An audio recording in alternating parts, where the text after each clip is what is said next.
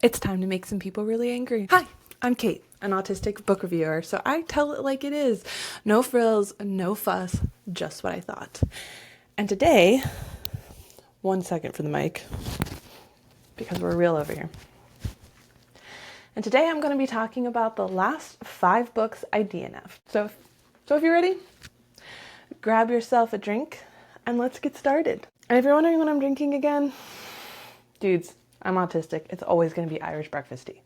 This all started because I was reading Lee Bardugo's The Familiar to review for all of you, and I couldn't do it anymore. I made it just over 50% of the way through the book, and I had to give up.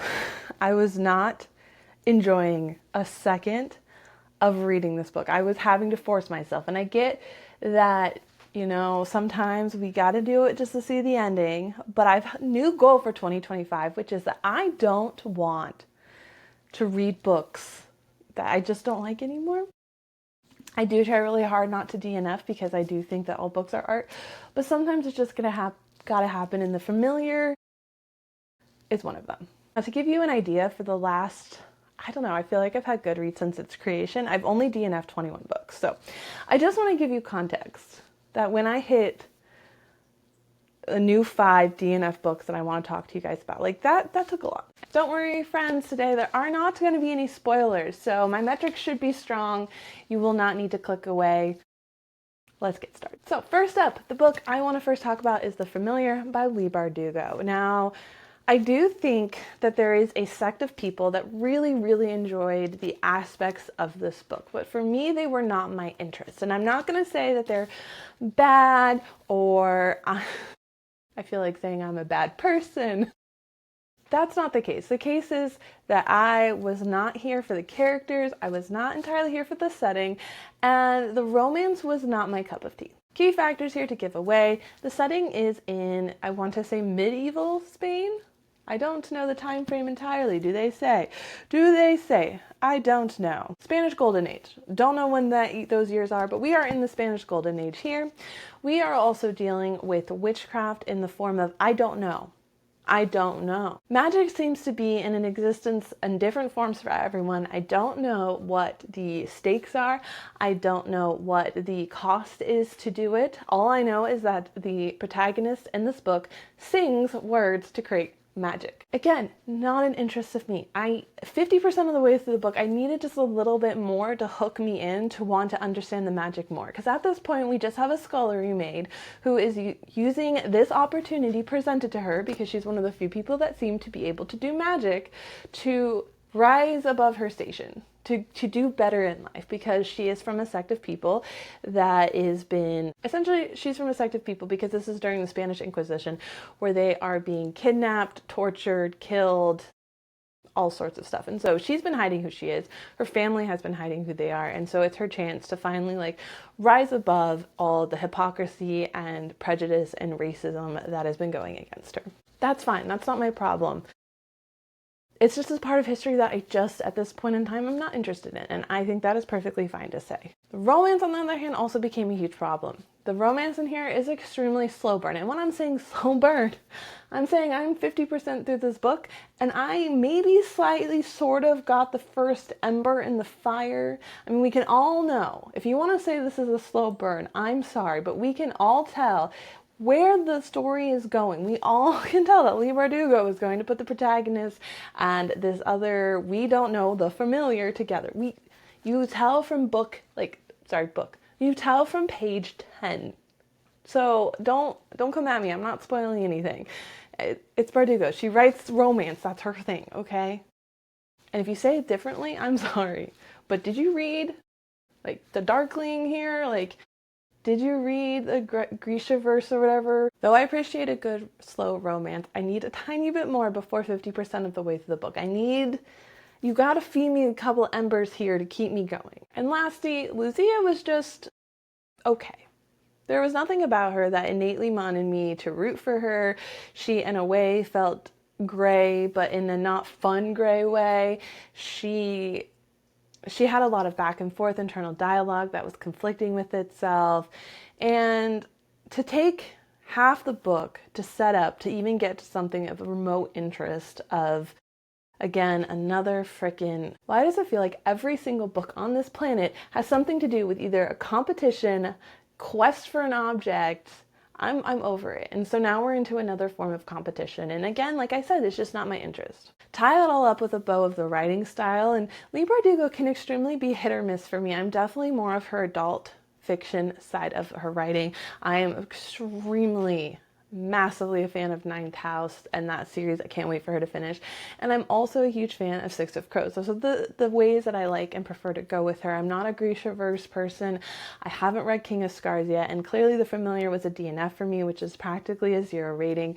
So she's definitely more of a hit or miss, but she's done enough that I continue to, when I can, go to her and read her, because I will read and take a chance to try to get another Ninth House.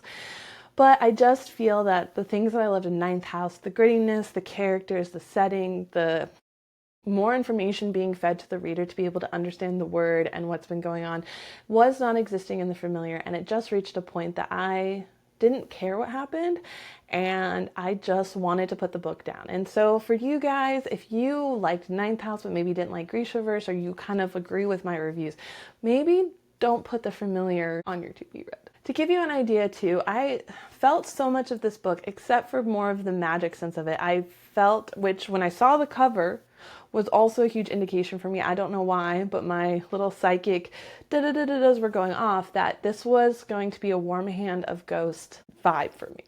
And I have to say that, except for the key characteristics of, say, the plot and the theming, the book, the writing style, the approach, the way that I felt about reading this was very Warm Hands of Ghost. So if you want more of an idea of what I thought of Warm Hands of Ghost, make sure to check out my review, and that might give you a better idea of whether The Familiar is right for you, because it wasn't for me. And I feel like that's really going to piss some people off, and I'm sorry, but can't like them all. Okay, DNF number 2, Long Live Evil. This book was taking the internet by storm.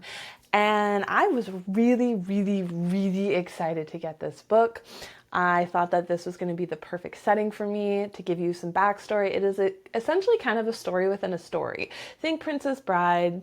It has essentially, it stars as 2 sisters. One of them is really sick, and they are reading this series, Twilight-esque obsession, Harry Potter-esque obsession, and they're so in love with it, and the one sister started reading it to her sick sister as a way for them to have time together while the sister was in the hospital. Now we get to the inciting incident of the story, where the healthy sister is approached by some magical being, person, yada yada, who says, if you go into the story and you complete this quest, you will be able to come back and save your sister. So the sister goes into the story. Who wouldn't try to save their sister? So she goes into the story and she begins to live out the story. She essentially inhabits the body of the antagonist, the evil one, say, aka Long Live Evil. And so she's trying to live out the story and get through her quest and trying to remember the book as best she can. Because remember, she's not the super fan, her sister is. The entire story, once we get to her actually living out as the evil villain in the book, fell immensely flat for me. There was no real spark between her and the love interest, which, can we just understand who the actual love interest is? Is that too much to ask? I also had a problem with the story within the story point of view. We have these moments where she does kind of like fuck up the timeline a little bit, and the book starts to get a little different. We also start to see how the book is affected in the real world versus this story here. We have other characters that maybe might have shown up in the book from the real world and all such things. But her constant trying to like remember the book and fit it into what she's living with and trying to play that out and be this psychic storyteller to convince the king or emperor or whatever his name is that this has to happen, and trying to line up that timeline with the timeline that she's actually living was confusing and dragged the story down and ruined the point of my enjoyment. Then we get to the writing style, the dialogue, the plotting, the characters themselves. I appreciate that we were telling the story of the evil villain. It is from the point of the evil villain without meaning to be evil villain. And then we see this progression of her becoming more evil just to save her sister. And then we go to the idea of what would you do for love? Love being in the form of her sister and not a romantic partner. But again, I want to say like 75% of the way through this book, and I had to give up. I could no longer force myself to read the book. That's crazy. I think if you get 75% of the way through a book, you should be able to try to finish it. But I just couldn't. I could not. It was a pulling my teeth, call my bestie, have her convince me I didn't need to man up and finish this book. And that's exactly what I did. I put it away. Done. I don't know how it ends. I won't be reading book 2. This is not for me. If I had to give more point of why I really didn't like this book, I think it has to come to the fact that it was missing the hard skeleton personification of the story. Because it was set in another story, you could really feel that there wasn't enough fleshed out in the thinking of how this world was created and everything going on, because not only do we have that happening that I feel happens to stories anyway, because they're a story and you're not writing an entire universe of characters all the time, but then you're going to water it down even more by putting it into another story where the protagonist doesn't even know what's going on. And so when you water it down twice to fit into this tiny little canvas of your story box, now we're just getting to the point where there's not enough meat for me to sink my teeth into, and I just had to give it up. If you go to our last podcast episode, The Bog Wife, I also complain about the meat of the story in that review as well. So if you want to understand more of what I'm talking about into more of a spoiler review with specific, check out the Bog Wife review to get an idea of whether Long Live Evil should be on your to-be read list. And since I mentioned the podcast, I'm just going to take a second here and plug that I also co-host a podcast with my best friend where it's a more book club style and we do author interviews. Make sure you check us out on YouTube or Spotify. We're on the same name, Dark Side of the Word. Check us out and read along. Stimming break. Didn't realize how hard talking about 5 books that I read like forever ago was going to be so hard. This was not planned out as best as I normally do. All right, book number 3, The Last Ones. God, I should have just buried this deeper into the video because I actually got this as an arc. They reached out to me. This is not me reaching out to them. I was asked to read this book and I feel really bad because I didn't like it so much. I emailed them and asked them that I not review it. Can that be a big enough of a review? Can that just tell you exactly how I feel? Because I don't want them to hate me so much. Just refer to the first 2 books I mentioned in this video to get an idea of what I thought about it. Just missing some substance, and I couldn't get into the writing. We're just going to leave it there, but just know the last one was not for me. Book number 4, The Sisters of the Winterwood. I want to say Woods. This is one of the books that I actually DNF'd within 10 pages. And if I remember correctly, because I want to say I DNF'd this March of last year. March of 2024. So this is going to be a hard one to remember. But if I remember correctly, it is a dual point of view, and one of the sisters' point of views is done in prose. I personally have only read one book entirely written in prose that I finished in my life. And I'm not talking like a poetry book. I'm talking like an actual story. And it was actually really cool. And I don't remember the title off the top of my head. That one hit me, and I highly recommend it. I'm just teasing you guys now.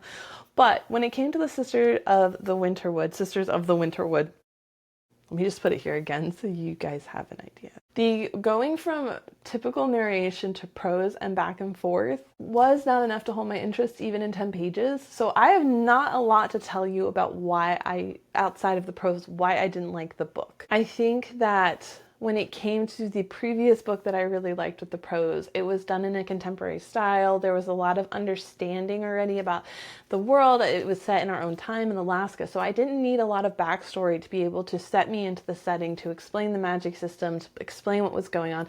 And I think when it came to this one, when the prose just hit off right at the top, and I think that they were more of a surreal approach to the book, I wasn't able to immerse myself enough to be interested to continue on with the setting and magic and plot that was going on, and I needed a little bit more grounding of the situation. This could also be a personal problem with me because of my autism, that I cannot get into things that aren't so clear cut and black and white, and why some of these books are really a struggle for me. So if you also are autistic or don't do so well with surreal, then these books might also not be the best option for you, and you might struggle as well. And I like books I can cut my teeth into. Lord of the Rings is a great example where I can really cut my teeth into the setting, the characters, the world building. The detail that Tolkien put into that book gives me so much to sit with. I really can only read like 10 pages at a time because of how in-depth it is. And so when I have these books that kind of stay surface level, they don't give me what I'm trying to get out of reading. So I think that's why The Sisters of the Winterwood was just an automatic DNF for me, and just not something I was able to sink my teeth into as well as I would have. Note to self, when I am DNFing these books, I need to give a reason why. So when I go back and make these DNF videos, I have a better understanding of why I didn't like it, because I wanted to, not that I want to DNF books, but I want to make a video like this every time I hit 5 new ones. So I promise from this moment on, I will write a brief description of why I DNF them so I can be better prepared for you and not a bumbling idiot. Last book that I want to just mention to round out the 5 is A Holly Jolly Ever After. It is book 2 to the Christmas Notch series. Let me get the title of the first one for you so we all know what you're talking about. A Merry Little Meet Cute. Merry Little Me Cute was book 1. Now, if you remember from whenever I read A Merry Little Me Cute, that was one of the very few 5-star romance books I have read. I don't normally rate romance books 5 stars, but I was obsessed with A Merry Little Me Cute. So imagine my surprise when I read A Holly Jolly Ever After that I was going to DNF it. If memory serves me correctly, A Holly Jolly Never After just didn't have the spark and spice and excitement that I saw in book 1. If I am thinking correctly, it also seemed to play out the same themes and ideas that I was already seeing in Holly Jolly, which is really annoying because I am obsessed with anything set on a movie set. Books, television shows, movies. They are like spy movies to me. If you put something set on them filming a movie or any cinematography thing, I will gobble it up. So why did I not like A Holly Jolly Ever After? Oh, I am getting hit with the inability to remember names whatsoever this morning. I am staring at my phone. I'm staring at the freaking cover of this book to have to remind me what the name is. Happy day, everyone. Happy day. Okay, back to you. Kait has stemmed and she's feeling a little better. Okay, so why did I not like this book? Why the fuck did I not like this book? Was it the people? Was it the romance? Okay, I've gone through my catalog in my head, and I want to say it's the approach of the romance in the book, of this idea, which I think is great, of the protagonist finding herself with the love interest. I think that that is a really positive, a great approach to the book. But at the time I was reading it, I don't think that that was the type of romance I was looking for. I DNF'd this last, oh, no, okay. Don't know. It doesn't tell me. I want to say it was last Christmas that I DNF'd this book. Maybe it wasn't the Christmas book I was looking for. We also had a very crazy Christmas season and I was really burned out. So it could just be that my personal feelings this wasn't the time for the book for me, and this is one of the DNF books that might need to be given a second chance. I do honestly believe that sometimes books just don't hit at certain times in your life. If I could tell you the amount of times I've tried to read Lord of the Rings, and that finally, say 20 years later, I'm in this place where it is the greatest book I've ever read, and I'm so glad that I kept trying so I could have this moment. Tells you that sometimes books just don't hit, and it has nothing to do with the book, the author, anything. It has just to do with your emotional setting at the time that you read the book. And I think that for this one, A Holly Jolly Never Ever After, was that I just wasn't in a place to read that type of romance. Now, I could just not have been in a place to read romance, period. Let's be honest. But I think that the idea of a woman who didn't have a very great love life before now, finding herself being able to be open to being a strong, independent, sexual woman is amazing. And I think that it could be a book for a lot of people. but at the time it just wasn't the book for me, and so it was DNF'd, which is also why I don't rate DNF books. I know a lot of people will like leave 1 star for a DNF book because to them they're like, well, I didn't finish it. That's my rating. But for me, I just don't want to give a review because it could just very well be that the book is not even bad. It's just where I am at. And for me, A Holly Jolly Ever After was probably that. Oh my God. I made it through. I am here. Again, don't forget autism. So we show up as we are. We show up as we are, and I showed up today for all of you, and I talked about books in a clear-cut manner. Give me a second chance. Check out my other book reviews where I am a little bit more prepared for you. I was so thrown off course because of the fact that I didn't finish The Familiar and I was not going to be able to, that I was like, well, it's either I don't give you guys a video this week or I just swing it and talk about the books I DNF'd at the last 5. So why don't we just wing it? So hopefully that helps you. If you have my reading taste, that you have been guided in the correct direction. You know, I should do a flip side video the next time and talk about my favorite books, my God tier books next time. So if you're interested in a video like that, comment below to let me know. Also tell me your God tier books, because not that I need to add more books to my reading list, but I need to add more books to my reading list, friends. But thank you so much for listening. Please make sure to like and subscribe to help others like you who like our reading style and taste to find this content as well. Don't forget to follow me on Instagram to stay fully up to date on all the content I'm posting and to see clips. And also check out the podcast that we have on the channel as well that I co-host with my best friend.